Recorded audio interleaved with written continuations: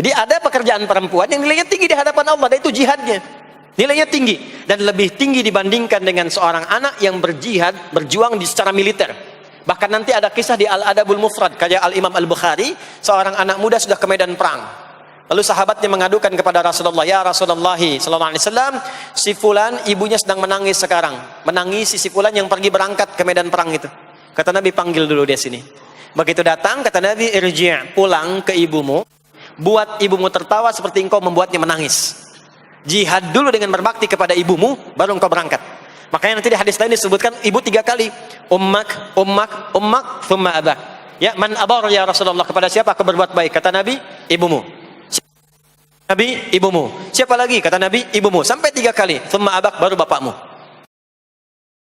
Salat yang paling baik adalah di awal waktu, tapi bagaimana jika mengurus bayi pada waktu salat masih rewel, belum bisa diletakkan atau ditinggalkan untuk salat tepat waktu? Jika dipaksa buat salat tidak bisa khusyuk, bagaimana solusinya? Apakah tidak masalah jika salatnya telah selesai dengan bayi walaupun sampai 1 jam atau lebih? Begini, perempuan itu disunnahkan salatnya berjamaah, ditunaikan ke masjid sepanjang ada 3 hal yang telah selesai urusannya. Yang pertama apa? Selesai urusan kewajiban dengan anaknya yang Allah titipkan melalui ibu itu. Jadi ada pekerjaan perempuan yang nilainya tinggi di hadapan Allah, dan itu jihadnya. Nilainya tinggi dan lebih tinggi dibandingkan dengan seorang anak yang berjihad, berjuang secara militer. Jadi kalau anak menangis butuh perhatian, dan itu bagian dari kewajiban, jangan dipaksakan kemudian, mohon maaf, tinggal dulu, berangkat dulu ke masjid, pulang lagi, anak dalam keadaan haus, tertinggal, jauh dari kasih sayang, itu nanti bisa berhukum dosa di dalamnya.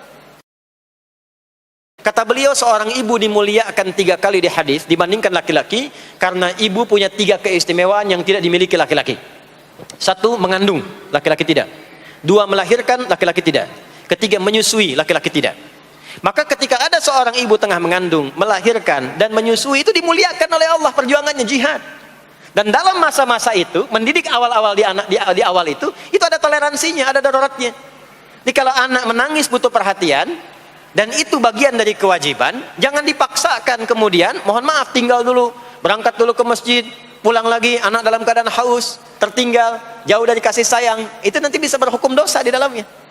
Maka ada toleransinya. Kapan keutamaannya? Ketika dia sudah mulai bisa menenangkan anaknya. Ya, tenangkan, selesai, dia tunaikan sholatnya. Dan itulah waktu sholat yang ideal bagi seorang ibu yang punya kebutuhan di dalamnya. Kedua, bila aman dari fitnah di jalan. Ketiga, bila ada space-nya untuk perempuan.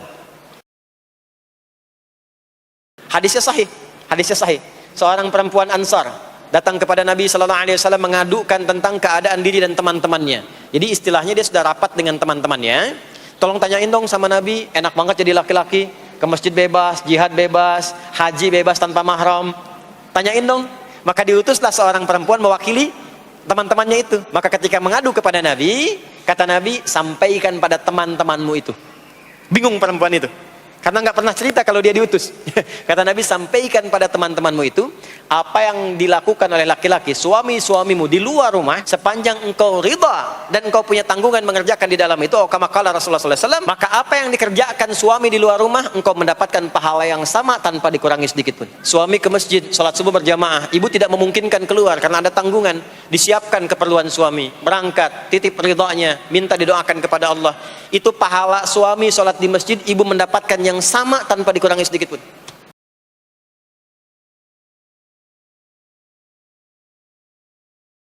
Karena seluruh istri Nabi mewakili semua karakter perempuan di bumi. Ada yang mirip Sayyidah Khadijah, tapi agak nyaris gak ketemu. Dapat salam dari Allah, dari malaikat, dipuji oleh Nabi, diingat-ingat sampai dalam tidurnya, dipuji di hadapan semua istrinya, diabadikan kisahnya sampai dengan sekarang. Ada yang gesit, senang taklim seperti Sayyidah Aisyah, senang taklim. Saat yang bersamaan senang olahraga, perempuan senang berkuda, senang manah, senang taklim. Ada yang senang bikin kue seperti Saudah binti Zam'ah radhiyallahu taala anha. Ada macam-macam, pokoknya senang masak. Ya, sampai bikin orderan dan sebagainya. Nanti kita lihat. Ada lagi yang bagaimana? Yang fashion, senang tampil baik, tampil indah. Ada yang peduli dengan anak-anak, dengan lingkungan. Ya, kegiatannya sosial, santuni anak yatim, merawat beberapa anak. Ada yang senang perhatian pada pendidikan. Ngajar, bikin sekolah, bikin TK, akan ditemukan.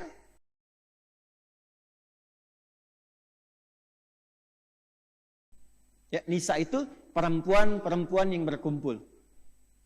Nanti ada spiritnya di Quran surah keempat ayat 34. Kadang-kadang perempuan sependiam apapun, kalau sudah kumpul dengan teman-temannya bisa cerita. Kadang yang diceritakan itu, yang seyogyanya tidak boleh keluar, harusnya disimpan, dia cerita. Memang diam di rumahnya, begitu kumpul, judulnya pengajian. Berangkatnya dari Lampung 4 bis. Nyampe ke masjid, ketemu temannya yang tinggal di Bandung di Ranca Ekek. Kebetulan kenalan. Jeng, damang. Iya, alhamdulillah. Ya, tabe pun. Ampun. Gimana kabarnya? Sehat. Keluarga, anak-anak, alhamdulillah sehat-sehat. Suami gimana? Di situ masalahnya. Cerita.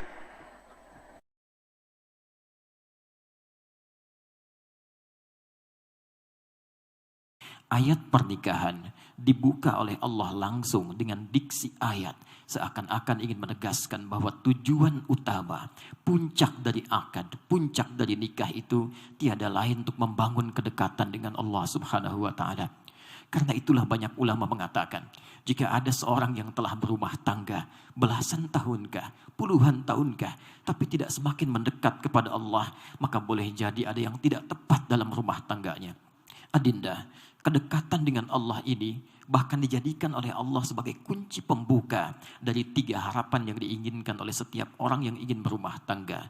Ketenangan dalam rumah tangga yang disebut dengan sakinah itu, limpahan harta yang membawa cinta yang disebut dengan mawaddah, dan perhatian dalam yang disebut dengan rahmah itu. Litaskunu ilaiha wa ja'ala bainakum mawaddah wa rahmah. Samara, sakinah, mawaddah, dan rahmah.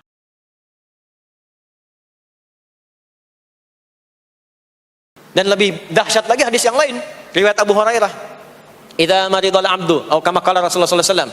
Qala Rasulullah sallallahu alaihi wasallam kama qala idza maridal abdu aw safar kutiba lahu mithla ma kana alaihi muqiman sahiha. Jika seorang hamba sakit atau safar berpergian, ya, atau dalam kondisi yang uzur, tidak bisa menunaikan amalan rutinnya saat dia sehat dan sedang mukim. Saat sedang sehat salat sunnah, tahajud, ya, baca Quran, tiba-tiba apa? Anda safar, nggak bisa sholat sunnah karena yang fardu pun dikosor, ya, makanya jangan terlampau soleh, ya. Ya, kalau sedang safar kan yang fardu aja dikosor, masa mau ditambah dengan sunnah lagi, walaupun tidak dilarang, gitu kan, walaupun tidak dilarang. Anda biasa puasa sunnah Senin, karena safar Anda buka, itu karena kebiasaan Anda menunaikan puasa. Saat safar tidak puasa, pahala puasa tetap diberikan sempurna walaupun tidak puasa. Hadis sahih. Nah, singkatnya, Maryam punya mihrab diisi dengan ibadah yang sempurna dengan ukuran Maryam. Maka yang terjadi apa? Semua rizkinya Allah mudahkan. Pamannya Nabi Zakaria setiap mengantarkan kebutuhan Maryam, baik makanan ataupun yang lainnya, sudah ada. Sampai setiap kali kejadian begitu, ingin dikonfirmasi. Pamannya tahu pasti Allah berikan, pamannya Nabi kok. Tapi ingin mengonfirmasi di lisan Maryam untuk menunjukkan kesuksesan Maryam dalam beribadah. Ditanya, Maryam dari mana semua ini? Kok saya antarkan sudah ada. Kadang-kadang di musim yang nggak ada. Musim apel, ada apel, wajar. Ini bukan musim apel, ada apel. Paman mau ngantarkan makanan, sudah ada. Antarkan pakaian, sudah ada. Jadi kan kurang lebih begitulah ilustrasinya. Ditanya apa jawabannya? Ini semua dari Allah. Nah, kalau sudah ada jawaban dari Allah, berarti berhasil pendidikannya. Anak kalau ditanya misalnya kan, dari mana adik ini? Allah yang berikan. Berarti dia menunjukkan ada kesan pembelajaran yang kuat. Anda itu lahir ke dunia, tercipta tiba-tiba, atau dari rahim seorang ibu? Kalau dia jawab dari rahim seorang ibu misalnya, ibu Anda saja tidak pernah terfikirkan untuk tidak memiliki Anda. Apakah Anda pernah terfikir untuk tidak memiliki ibu? Enggak deh. Saya kira itu ya. Nah, jadi saya kira kita tidak bisa menolak sebuah fitrah, karena hak untuk memberikan keturunan itu prerogatif Allah Subhanahu wa taala. Bagaimanapun berikhtiarnya itu tidak mudah.